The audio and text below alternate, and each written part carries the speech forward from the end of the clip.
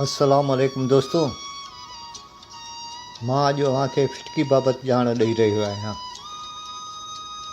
फिटकी हिकु मादनी मरकब आहे जंहिंखे आम तौर ते पोटाशियम एल्यूमिनियम सल्फेट सॾियो वेंदो आहे। हीअ अछे रंग जा शफ़ाफ़ सख़्त पथर जी शिकिल में मिलंदी आहे। पाणीअ में विझण सां जल्दी हल थी वञे थी।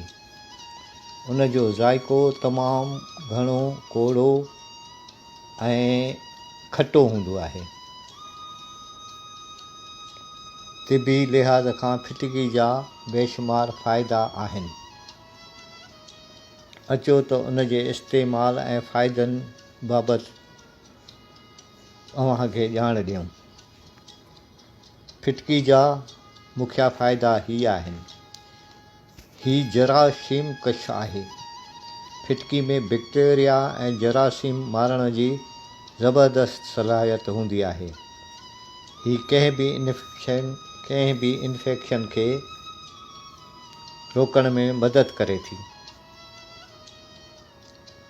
रत वहण खे रोकण में,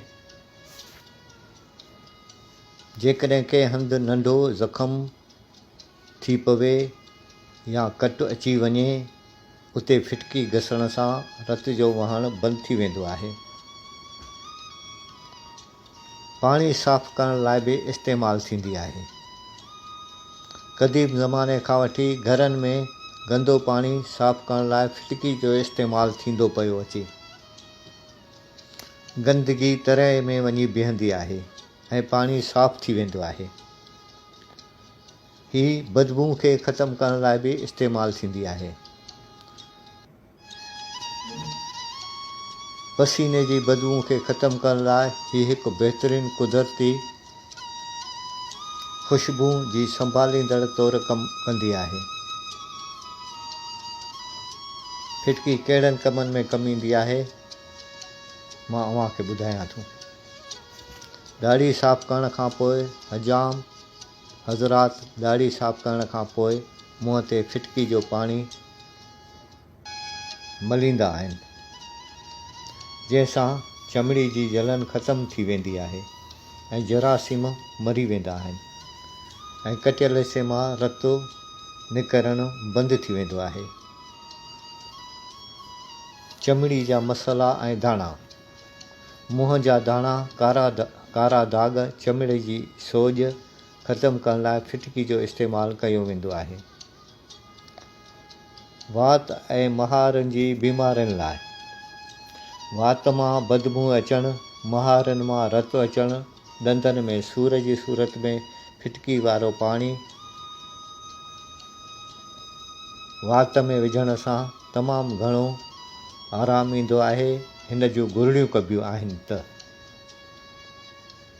वारनि जी संभाल लाइ। कुझु माण्हू वारनि जुअनि खे मारणु ऐं वारनि खे मज़बूत करण लाइ उन जो पाणी इस्तेमालु कंदा आहिनि।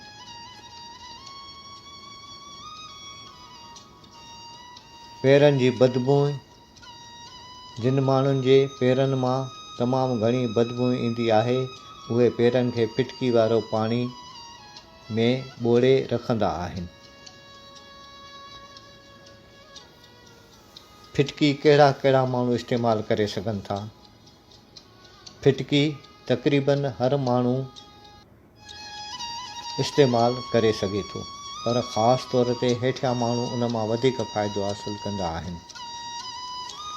मर्द हज़रात जेकी रोज़ानो दाढ़ी साफ़ कंदा आहिनि, उहे मुंहं जी हिफ़ाज़त लाइ हिन खे इस्तेमालु करे सघनि था।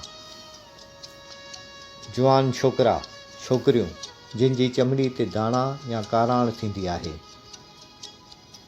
रांदीगर सख़्त महिनत कंदड़ माण्हू जिन खे घणो पसीनो ईंदो आहे, पसीने जी बदबू खां निजात चाहींदा आहिनि।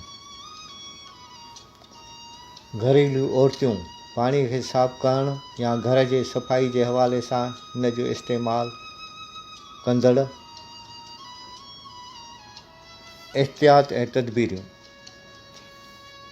फिटकी खे सिधो संओं चमड़ीअ ते तमामु घणो ज़ोर सां न रगड़ियो, ख़ासि करे हिसास चमड़ी वारा माण्हू। उनखे पाणी में हल करे इस्तेमालु कनि। इन खे वात जे अंदरि खाइण या ॻहण निगलण खां पासो कयो वञे, छाकाणि त घणे मिक़दार में अंदरि वञण सां ही नुक़सानकार साबित थी सघे थी। नंढनि ॿारनि जी पहुच खां परे रखो। जेकॾहिं दोस्तो ही तव्हांखे ॼाण पसंदि अचे त हिन खे शेयर कयो। महिरबानी।